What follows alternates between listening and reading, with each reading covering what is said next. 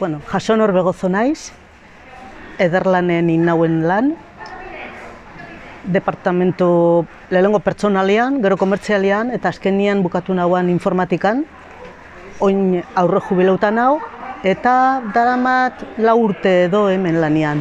Ez dakit zehar zenba denpora da, baina 4 urte edo. Ni etorten nintzen denda honetara erosketak egitea. Etorten nintzen Eskoriatzako jubilau elkarteko kidea naiz, eta etorten nintzen oparixak erosten jubilau egunerako. Orduan betik hemen topau nintzen gorkakin. Eta egunen batean, nahaztu inzidan. Esan zidan, ez nauken interesa, denpora tartetxo bat, ona etorteko lanera. Soy Paco Masip, he estado en Nederland trabajando en control económico y me hice voluntario en Harreman pues prácticamente después de jubilarme hace aproximadamente 10 años. Apareció un anuncio en el periódico, habíamos comentado en casa, que necesitaban voluntarios y entonces pues me apunté para atender en la tienda durante pues, lo que hiciese falta. Samurra izen zan, sin más, nire datuak eman eta etorri dendara lanea. Gorka konbentzio ustenean honea etorteko lanea, nik ezautzen hauen pixka bat zer zan hau ez, eta orduan, ni nahiko interesadakot olako lanetan eta itxeko. Eta pentsan jaten oso interesgarria, hori, zelako gaia zalako, ez? Eta voluntarioak ez badaude dendia, sistema hau aurrera ezin dalako eraman. Yo me apunté para atender a la tienda, pero coincidió que la persona que llevaba la contabilidad pues quería dejarlo por problemas personales y entonces, como nos conocíamos, pues me dijeron para llevar la contabilidad y entonces pues llevo la contabilidad. No es que de vez en cuando acudo a la tienda, pero estoy más en nada centrado en el tema contable.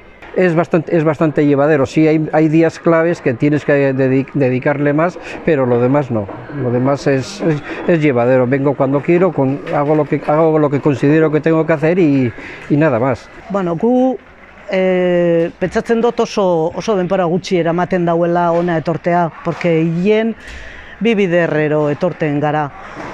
Eta hemen egotea oso erresa da eta oso erakargarria, porque, saz dendan, saz, jendea atendiruten, ezautu itxen dozu jentia, eta sozializau itxen dozu. Penia da, jente gehiago ez dala etortzen. Porque jente gehiago etorko bazan, hau ezauen existiruko. Hemengo gauza danak salduko ziren hiperretan eta denda hundixetan, denda txikietan, eta mundu asko sobiau egongo zan, ez? Azkenean hori da gure fina, ez? Komerzio justo bat egotia, bai saltzailean alde eta bai erosten dauenen alde, ez? Errespetetan bai baten kulturia, baten ezaugarrixak, eta azken finean gure helburua hori da, ez? Hau desagertzea eta merkatu guztia izatea libre eta justua, ez? Si no existiese el voluntariado, esta tienda Comercio Justo no existiría. O sea, es imposible mantenerla con una persona dedicada totalmente a la atención de Comercio Justo, más a sueldo. Entonces es imposible, es imposible. Anteriormente ocurrió y no pudo ser. Entonces el voluntariado ayuda mucho a que esto vaya funcionando. Ni pentsatzen dut oso garrantzitsua dela zu denpora libre daukuzunean, libre zaudenean, eguneroko lana itxen dozunean, nunbaitzen egotia implikauta. Implikazio horik emuten dutzu zuri zoriontasuna. Bete iten dozu zure denporia. Eta zoriontzua zara alde bixetara. Porque alde batetik zu ikusten dozu importantea zarela, ez? Nun zabitzen lanian. Eta beste aldetik ikusten dozu aurren daukozu pertsonia emuten dutzula zuri betetasuna, ez? Eta ni rekomendau itxen dut, jentia harreman denda da etortia lanien, porque oso denpora gutxi da, asko muten dozu, eta ez dakit, Posik egoten zea. Gero, jentia oso atsegina da, eta benetan hemen antolakuntza be oso ona da, jentia ondo eramaten gara, ez dakit gauza asko dako. Es conveniente estar ocupado, no preocupado.